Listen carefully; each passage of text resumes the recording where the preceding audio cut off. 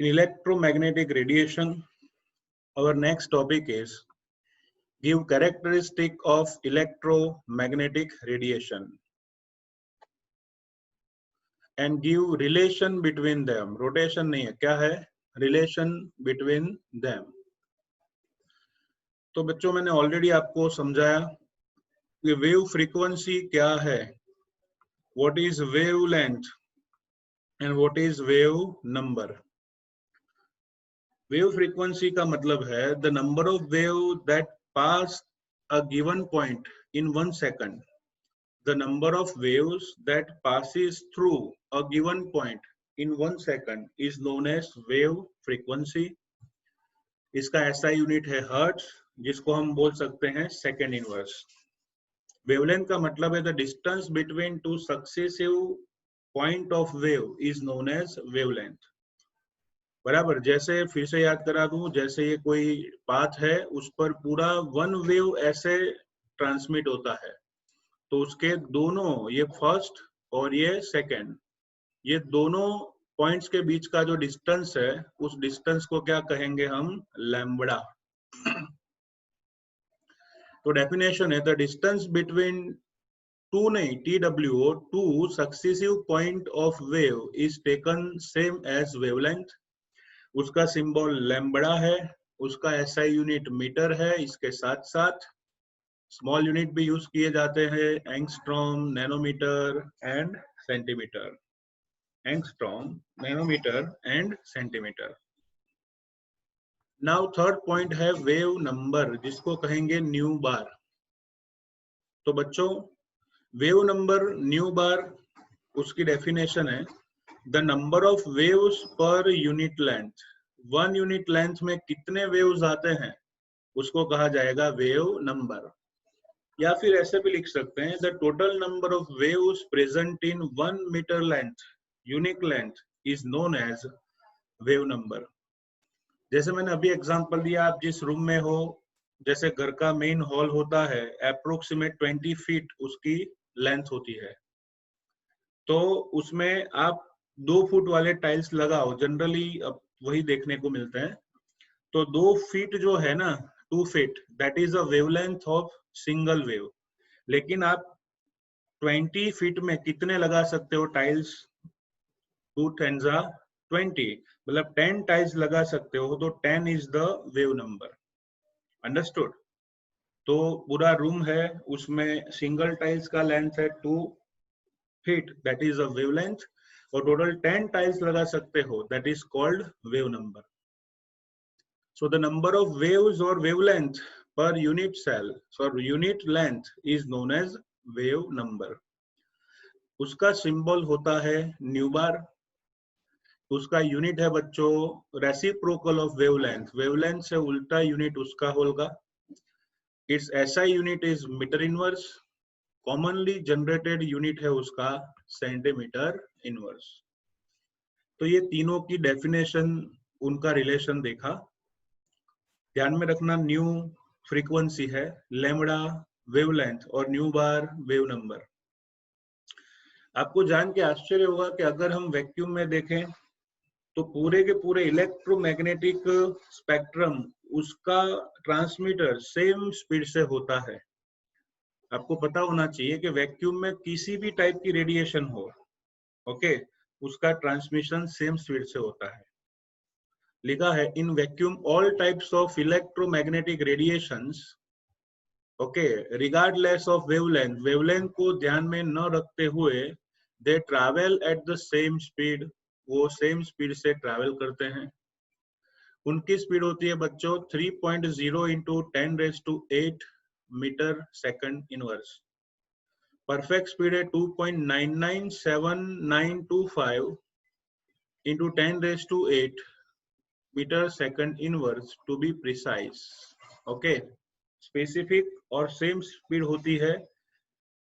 Average याद रखें 3 into 10⁸ metre पर second. This is called speed of light. इसे स्पीड ऑफ लाइट कहते हैं और उसको स्मॉल c कहा जाता है. क्या कहा जाता है? Small c.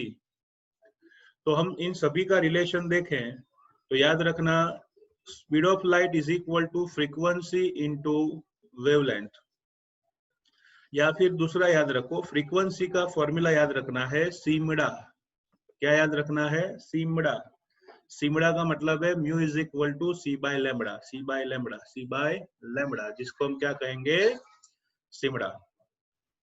तो ये है अच्छा सा 2 मार्क्स का क्वेश्चन जो आगे वाली थियरी में 4th पॉइंट था। और एक चीज मैं आपको एंट्रेंस एग्जाम के हिसाब से समझाना चाहता हूँ। एक्चुअली हमारी टेक्स्ट बुक में गामा रेज को इतना लंबा रेंज दिया है 10⁻19 से स्टार्ट करके 10⁻25 तक। लेकिन मैं आपको बता दूं 10⁻22 और 23 के बीच में गामा रेज यहाँ पे फिनिश हो जाते हैं। गामा रेज 10⁻22 और 23 के बीच में ही फिनिश हो जाते हैं।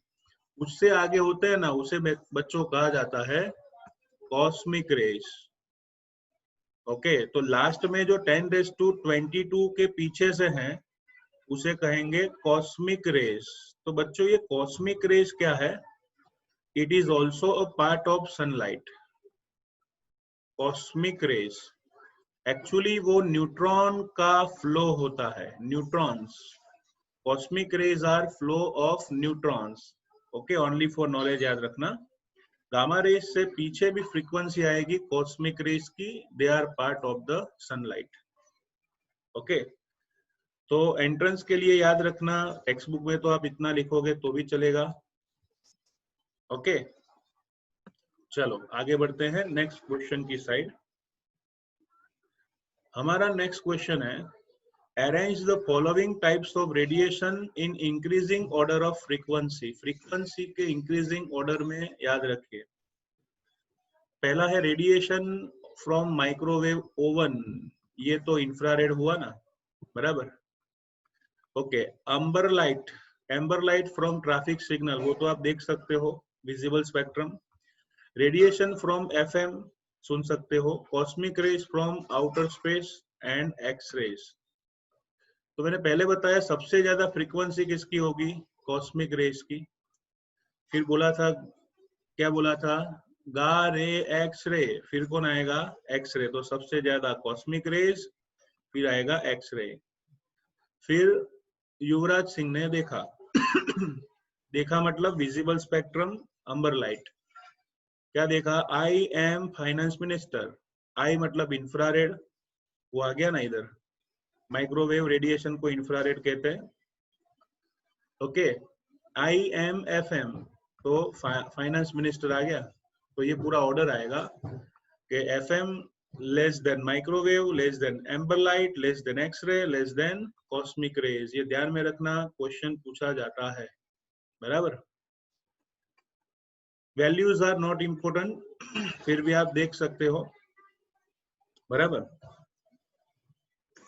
तो ये था बच्चों इलेक्ट्रोमैग्नेटिक वेव्स का वेव नेचर। लिखा है which observation are not explained by electromagnetic theory of physics. Electromagnetic theory of physics से कौन से ऑब्जर्वेशन एक्सप्लेन नहीं कर सके? मैं आपको 2 टॉपिक समझाना चाहता हूं जो हमारी टेक्स्ट बुक में है। ओके, लेट अस सी। जैसे ही इलेक्ट्रोमैग्नेटिक थियरी कंप्लीट होती है टेक्स्ट बुक में, तो उन्होंने जिक्र किया है 2 वर्ड्स का। some of the experimental phenomenon such as diffraction and interference can be explained by wave nature of the electromagnetic radiation. Electromagnetic radiation theory से 2 फिनोमिना हम एक्सप्लेन कर सके। पहली है डिफ्रैक्शन और दूसरी है इंटरफेरेंस। समझ गए बच्चों? जब भी किसी का वेव नेचर प्रूव करना हो तो आपको ये दोनों थियरी एक्सप्लेन करनी पड़ती है। कौन कौन सी? Diffraction and interference. ये दोनों थियरी आपको एक्सप्लेन करनी है to prove the wave nature. तो दोनों का मतलब क्या है वो मैं आपको समझाता हूँ। डिफ्रैक्शन का मतलब है जब भी किसी सब्सटेंस से लाइट कोलाइड होती है तो इट चेंजेस इट्स डायरेक्शन, उसे कहेंगे डिफ्रैक्शन। नीचे डेफिनेशन भी दी है, diffraction is the bending of wave around the obstacle. इसे कहते हैं bending of wave around the obstacle. बराबर, जैसे कोई ऑब्स्टेकल है, अड़चन है, उससे वेव टकराया तो वो बेंड हो गया, मतलब अपनी डायरेक्शन चेंज कर ली, तो उसे कहेंगे diffraction. And what is interference? ये डेफिनेशन तैयार नहीं करनी है, लेकिन मैं आपको समझा दूं। इंटरफियरेंस का मतलब ऐसा है कि सपोज सेम वेवलेंथ या डिफरेंट वेवलेंथ के दो सोर्सेस हैं। क्या है? दो सोर्सेस। तो सेम या डिफरेंट वेवलेंथ के दो सोर्सेस है, पहले में से रेडिएशन ऐसे ऐसे वेव्स फॉर्म में आगे बढ़ेगा, दूसरे में से भी रेडिएशन वेव फॉर्म में आगे बढ़ने वाला है। तो जब दोनों light of source of light एक दूसरे के सामने होते हैं तो उनके वेव्स एक दूसरे से कंबाइन होते हैं। कंबाइन होने की वजह से दो टाइप की इफेक्ट आएगी, एक लाइटनिंग स्पॉट और दूसरा ब्लैंक स्पॉट। लाइटनिंग स्पॉट का मतलब है कि जब वेव्स एक दूसरे से टकराएंगे तो उसमें दो चीजें होती हैं, दोनों के वेव्स लाइन टू लाइन टकराए या फिर दोनों के वेव्स ऑपोजिटली टकराएं। ओके, मेरा कहने का मतलब है जैसे आप दो व्हीकल अंधेरे में एक दूसरे के आमने सामने से गुजर रहे हैं, ओके, तो दोनों की हेडलाइट, उसकी वेव्स एक दूसरे से टकराएगी, इसकी वजह से दो टाइप के स्पॉट बनेंगे। पहली टाइप है बच्चों लाइटनिंग स्पॉट, मतलब आपको दिखेगा कि सामने कौन है, किसके साथ है, कैसे है, सब कुछ दिखता है। और दूसरा है, वो है ब्लैंक स्पॉट, मतलब आपको ऐसा लगेगा कि जैसे आंखों में अंधेरा सा आ गया है, मतलब आपको दिखेगा ही नहीं कि सामने कौन है। समझ में आया? डीप में जाना नहीं है, इतना याद रखो कि जब भी दो सोर्स ऑफ लाइट जिनकी वेवलेंथ सेम भी हो या डिफरेंट हो एक दूसरे से टकराएं तो उनके वेव्स जो है एक दूसरे से कंबाइन होते हैं, इसे कहेंगे interference. So the combination of two waves of the same or different frequencies to give a wave whose distribution at each point in space is the algebraic or vector sum of disturbances at the point resulting from each interfering wave। बराबर, तो इसे कहते हैं बच्चों interference. तो Max Planck's electromagnetic radiation theory is able to explain two phenomena। कौन कौन सी? diffraction and interference। diffraction and interference, okay. लेकिन प्रॉब्लम ये है हमारा कि कौन सी चीजें इलेक्ट्रोमैग्नेटिक थियरी एक्सप्लेन नहीं कर सकी, okay. Which observations are not explained by electromagnetic theory of physics। तो सबसे पहला ऑब्जर्वेशन है the nature of emission of radiation from hot bodies. अगर कोई हॉट सब्सटेंस हम लेते हैं तो उसमें से रेडिएशन एमिट होता है, वो इलेक्ट्रोमैग्नेटिक थियरी एक्सप्लेन नहीं कर सका। बराबर, जैसे आपने देखा होगा कोई मेटल फैक्ट्री है, उसमें मेटल को इतना हीट किया जाता है कि वो मेटल आपको रेडिश लगती है, व्हाइटिश लग जाती है। तो लिखा है वही the nature of emission of radiation from hot bodies. Second is photo electric effect. Photo electric effect का मतलब है कि जब भी आप कोई मेटल की सरफेस पर रेडिएशन इंसिडेंट करते हो तो उसमें से पार्टिकल्स एमिट होते हैं, मतलब इलेक्ट्रॉन जैसे पार्टिकल्स एमिट होते हैं। तो मेटल पर रेडिएशन इंसिडेंट करने से पार्टिकल्स क्यों एमिट होते हैं? It can not be explain, which is called photoelectric effect। Third one, variation of heat capacity of solid as a function of temperature। Variation of heat capacity of solids as a function of temperature, मतलब different substance की heat capacity different temperature पे different होती है। तो ऐसा क्यों, वो नहीं एक्सप्लेन कर सके। बराबर, एक एग्जांपल देता हूं आपको। जैसे कोई मेटल मैंने ली, उस मेटल को मैंने हीट करना स्टार्ट किया तो शुरू में उसकी टेम्परेचर बढ़ाने से हीट कैपेसिटी बढ़ेगी, फिर और टेम्परेचर बढ़ाओगे और बढ़ेगी, लेकिन जब एक सर्टेन टेम्परेचर आ गया फिर कितना भी टेम्परेचर बढ़ाओगे वो ज्यादा हीट कंज्यूम नहीं कर पाएगा। इसलिए लिखा है variation of heat capacity of solid as a function of temperature. And last one, line spectra of atoms with specific reference to hydrogen. Okay, line spectra of atoms with specific reference to hydrogen. तो hydrogen का line spectra violet colour का होता है, लेकिन sodium का golden yellow, argon का विजिब्योर मतलब visible spectrum. तो डिफरेंट एटम का लाइन स्पेक्ट्रा डिफरेंट रेडिएशन का होता है। क्यों, समझा नहीं पाए? चिंता मत करो बच्चों, इन सब के बारे में हमें एक एक थियरी करके डीप में पढ़ना है। फर्स्ट है the nature of emission of radiation from hot bodies. Second one, photo electric effect. Okay, if you are incidenting radiation of metal, so क्या होगा, उसमें से पार्टिकल्स एमिट होते हैं। फिर variation of heat capacity of solid as a function of temperature. Different temperature पर heat capacity हर एक सब्सटेंस की डिफरेंट होती है। Line spectra of different atom which specific reference to hydrogen. Hydrogen का लाइन स्पेक्ट्रा किसी और एटम्स के लाइन स्पेक्ट्रा से कंपेयर करना। तो इन सभी को electromagnetic theory of physics explain नहीं कर सका। Okay, so now let us see first point, the nature of emission of radiation from hot bodies. तो ये हमारा प्रश्न है, explain phenomenon of black body radiation. Explain phenomenon of black body radiation. बच्चों, इस लेक्चर से मैं आपको पैम्पलेट में से पढ़ा रहा हूं, आप रेफरेंस बुक में से पढ़ना। इसका रीजन है कि हमारी टेक्स्ट बुक में एक ही कंसेप्ट में डिफरेंट साइंटिस्ट के इन्वेस्टिगेशन को कभी भी एंटर करके दिया हुआ है, और आप वैसे समझ सकते हो लेकिन लिख नहीं सकते। इसलिए ये पैम्पलेट या फिर आपको जो रेफरेंस बुक दी है उस रेफरेंस बुक से आपको लिखना होगा। नो डाउट मैं टेक्स्ट बुक का लाइन टू लाइन एक भी पॉइंट मिस नहीं करेंगे हम, इसलिए कोई भी टॉपिक में टेक्स्ट बुक में थोड़ा सा एक दो पॉइंट ज्यादा दिया है, मैं आपको एक्सप्लेन जरूर करूंगा, लेकिन लिखना इतना ही है जो पैम्पलेट में या रेफरेंस बुक में है। बराबर? अब से पूरा का पूरा चैप्टर हम रेफरेंस बुक में से ही करेंगे, मतलब इस पीडीएफ में से या आपको जो बुक दी है उसमें से। ठीक है, तो हमारा आज का क्वेश्चन है explain phenomenon of black body radiation. Black body radiation.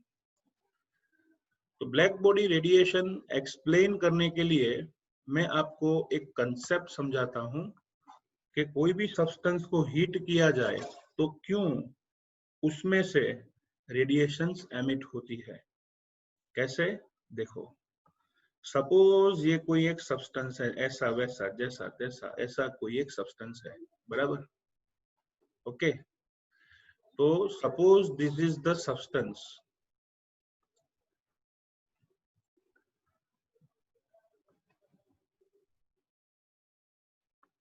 Okay, इसको मैटर भी कह सकते हैं।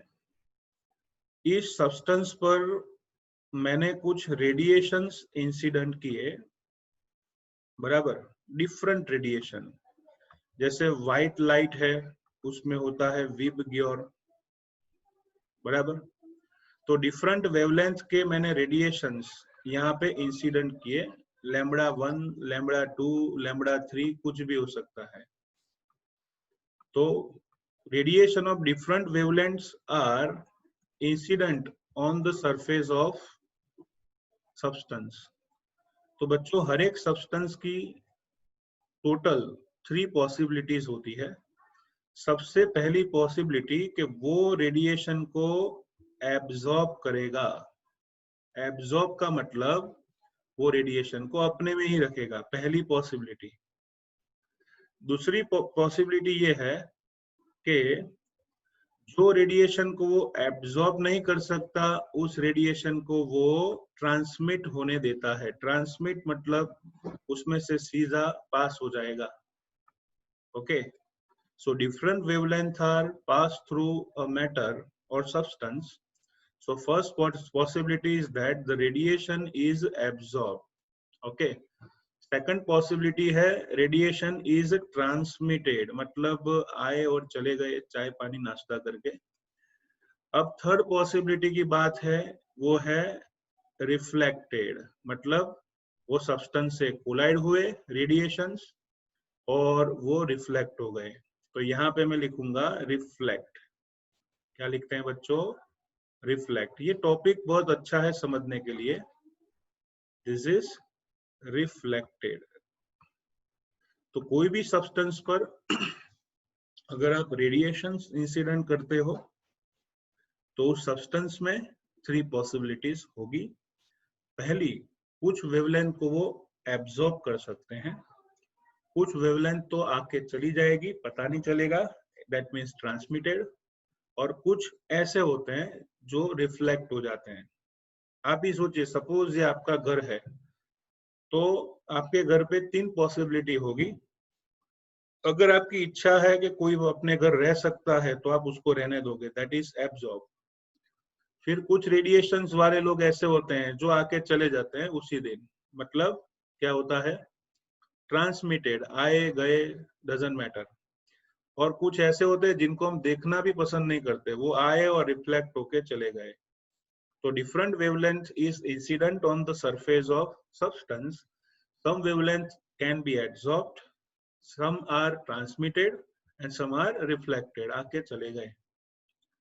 तो कोई भी सब्सटेंस को लाइट मतलब रेडिएशन देने से या फिर हीट देने से सेम चीज होती है। सब्सटेंस को मैंने हीट दी तो जो रेडिएशन है वो 3 टाइप की होगी, एब्जॉर्ब होगी या फिर ट्रांसमिट होगी या फिर रिफ्लेक्ट होगी। अब होता क्या है, जो रेडिएशन यहाँ एब्जॉर्ब हुई है वो रेडिएशन एनर्जी फॉर्म में अंदर ही अंदर रहेगी। तो एब्जॉर्ब एनर्जी जो है या फिर रेडिएशन अंदर है, लेकिन सर्टेन टाइम के बाद वो अपने में से कुछ न कुछ जो वेवलेंथ एमिट करती है उस वेवलेंथ जैसा हमें वो सब्सटेंस दिखता है। ओके, समझ में आया? जैसे 400 नैनोमीटर जितनी वेवलेंथ इसने एब्जॉर्ब की सब्सटेंस ने, तो एब्जॉर्ब तो कर लेगा, लेकिन टेम्परेचर बढ़ने की वजह से वो 400 नैनोमीटर की वेवलेंथ को एमिट करता है और वो आपकी आईज में जाएगा। कहाँ जाएगा? आईज में। और इसी वजह से आपको वैसा सब्सटेंस देखने को मिलता है। बराबर? तो आप जैसे ही एनर्जी दोगे या रेडिएशन इंसिडेंट करोगे तो कुछ लाइट पास आउट हो जाएगी, कुछ रिफ्लेक्ट हो जाएगी, लेकिन जो एब्जॉर्ब होगी या एब्जॉर्ब होगी वही लाइट उसके अंदर रेडिएशन डिफरेंट वेवलेंथ की अंदर एनर्जी में फॉर्म में स्टोर हो जाती है। फिर जैसे ही ज्यादा हीट करते हो तो जो एब्जॉर्ब हुई है उसमें से कुछ वेवलेंथ एमिट होती है और ये जो एमिटेड वेवलेंथ है आपकी आईज में जाएगी और उसी वजह से आपको सब्सटेंस वैसा दिखता है। बराबर? तो ये फंडा है बच्चों ब्लैक बॉडी रेडिएशन का बेसिक कंसेप्ट। लिखा है the first concrete explanation for the phenomenon of the black body radiation was given by Max Planck in 1900. Okay, when solids are heated, they emit radiation over a wide range of wavelengths. वो wide range of wavelength की radiation emit करते हैं। उसका example हम देखते हैं जो आपको थोड़ा एडिट करना है। एग्जाम्पल ऐसा है, अब मैं इन सभी को रिमूव करूंगा।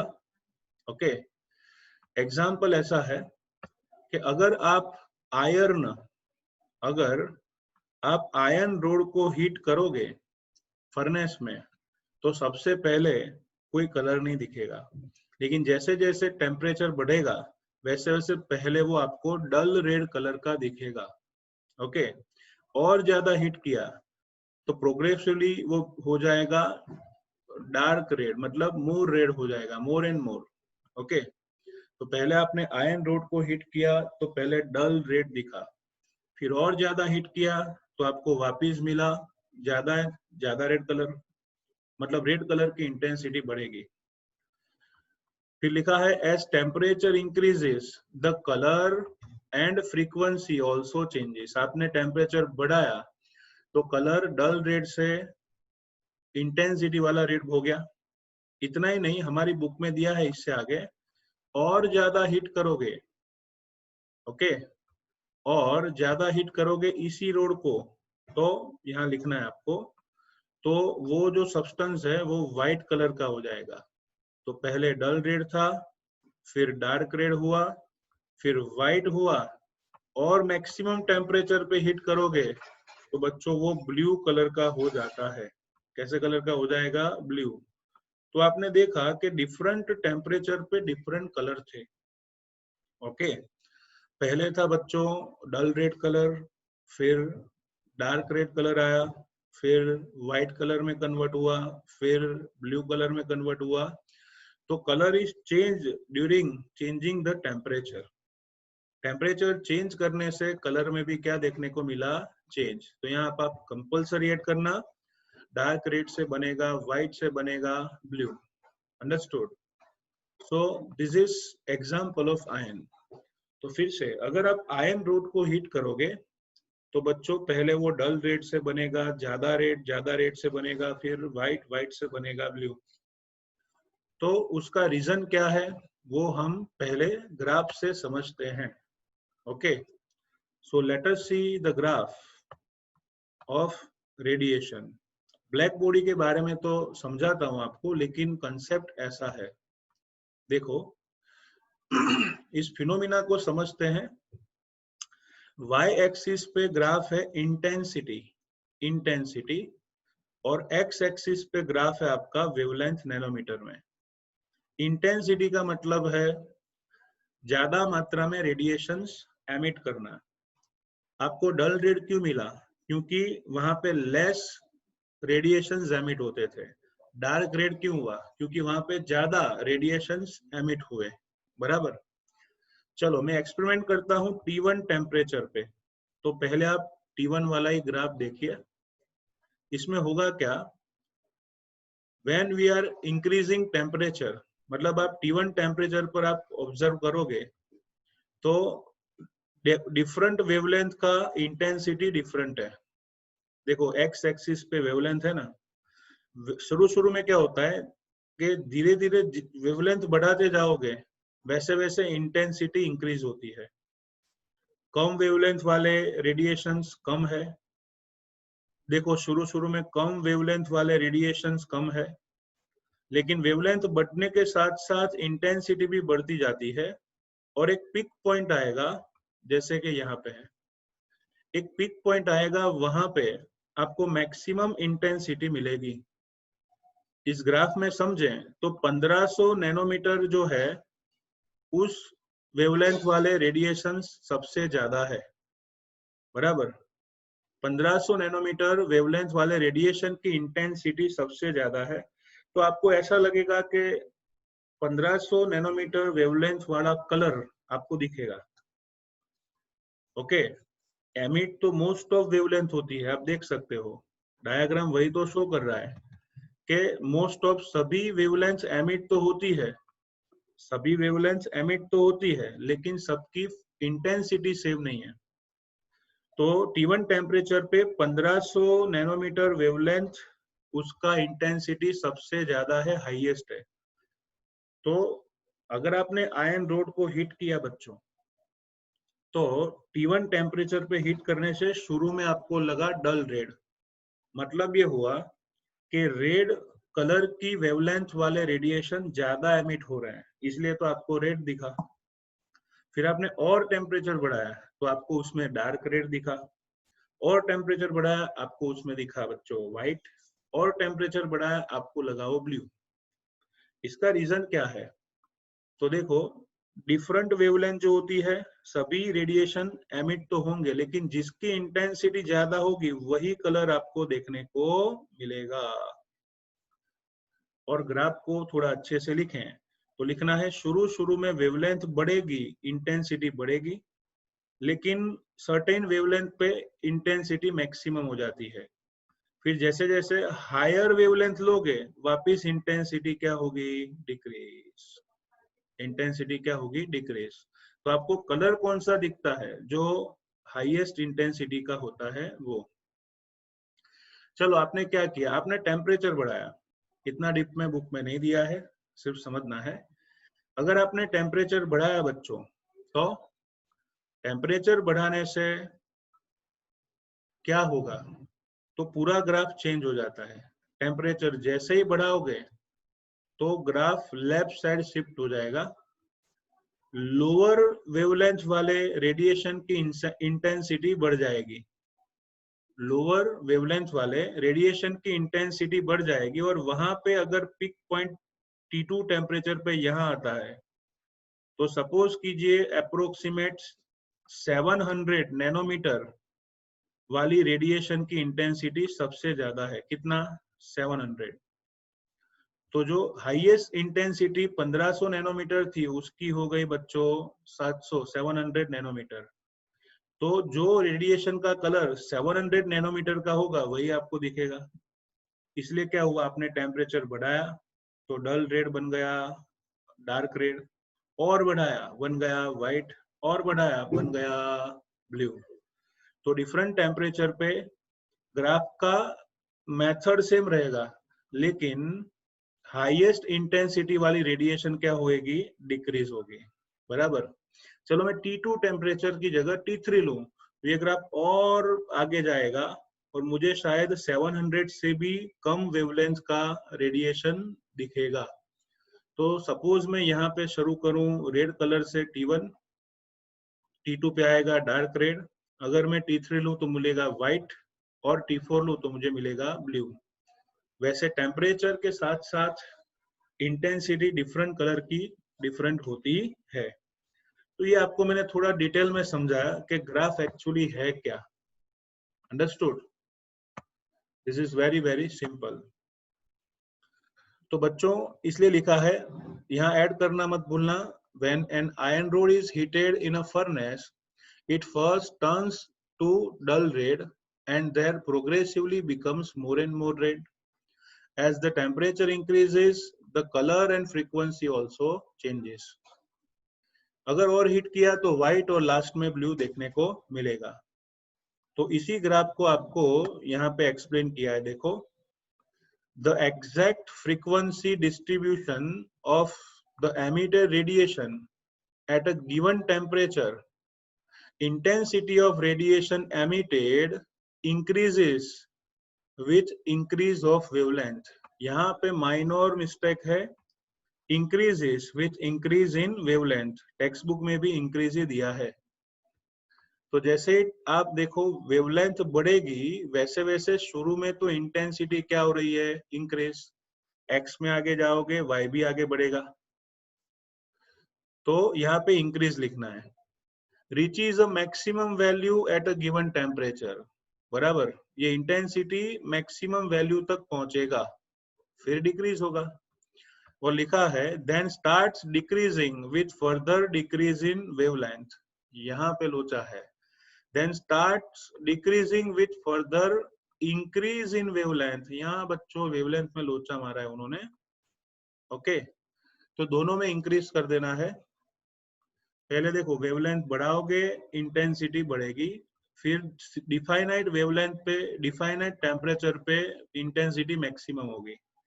फिर जैसे ही वेवलेंथ आगे बढ़ाओगे वैसे इंटेंसिटी क्या होगी, डिक्रीज।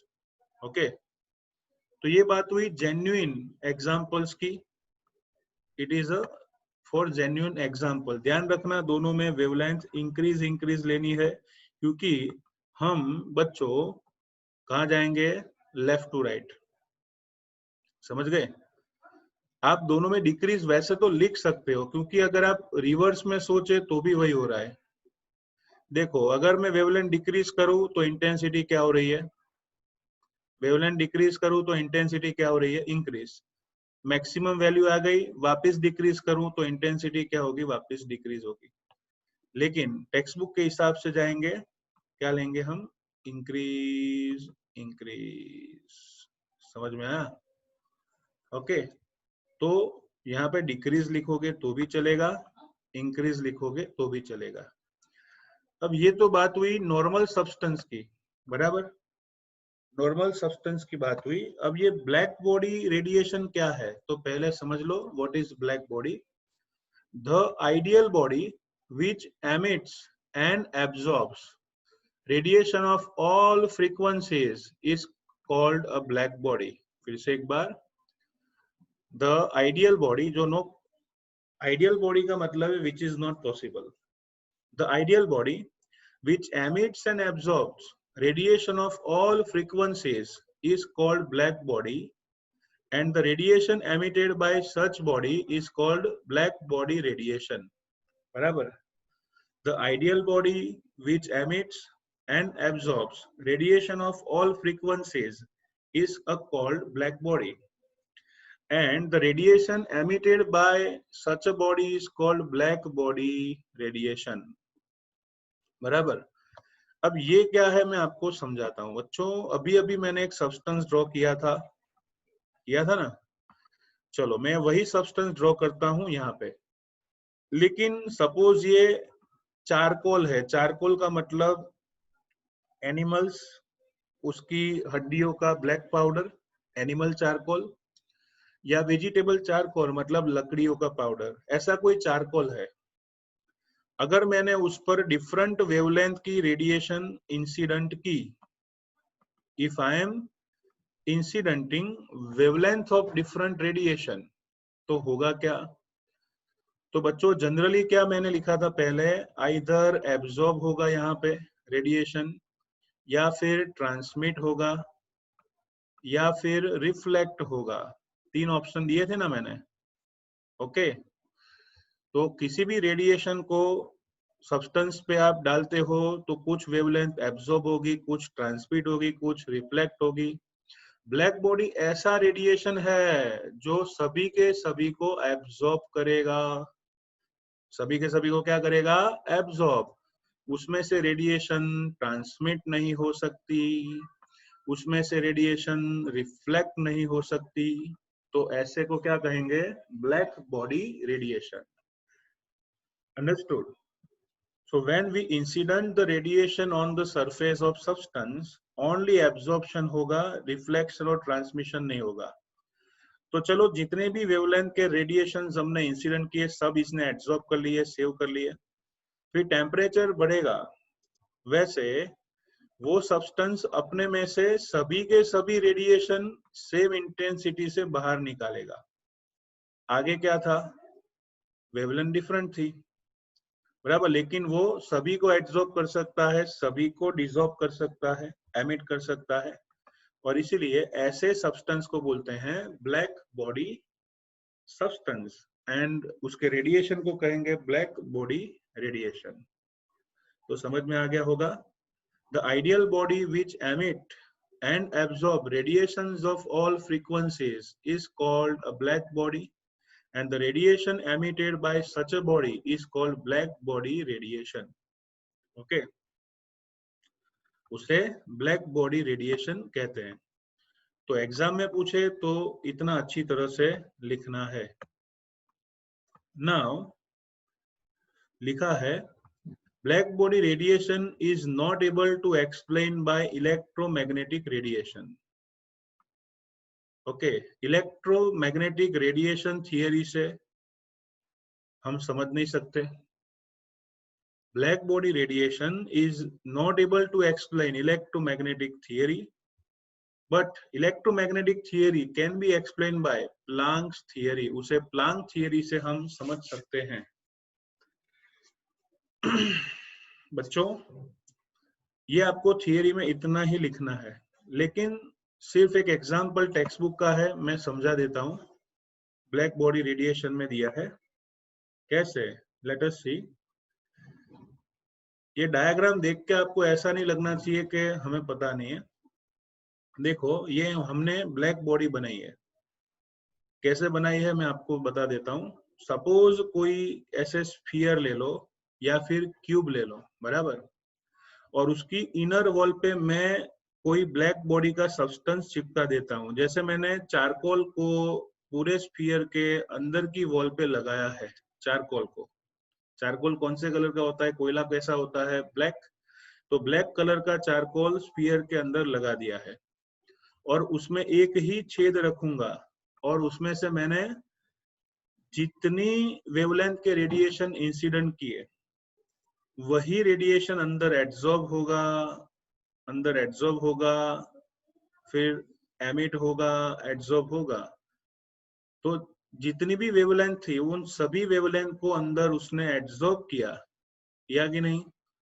एब्जॉर्ब किया ना, और इसीलिए उसे ब्लैक बॉडी कहा जाता है। ओके, सो ब्लैक बॉडी का मतलब है कि जो सब्सटेंस सारी वेवलेंथ को एब्जॉर्ब कर सकता है और सारी वेवलेंथ को एमिट भी कर सकता है, उसे कहेंगे ब्लैक बॉडी, एंड उसके रेडिएशन को कहेंगे ब्लैक बॉडी रेडिएशन। अंडरस्टूड?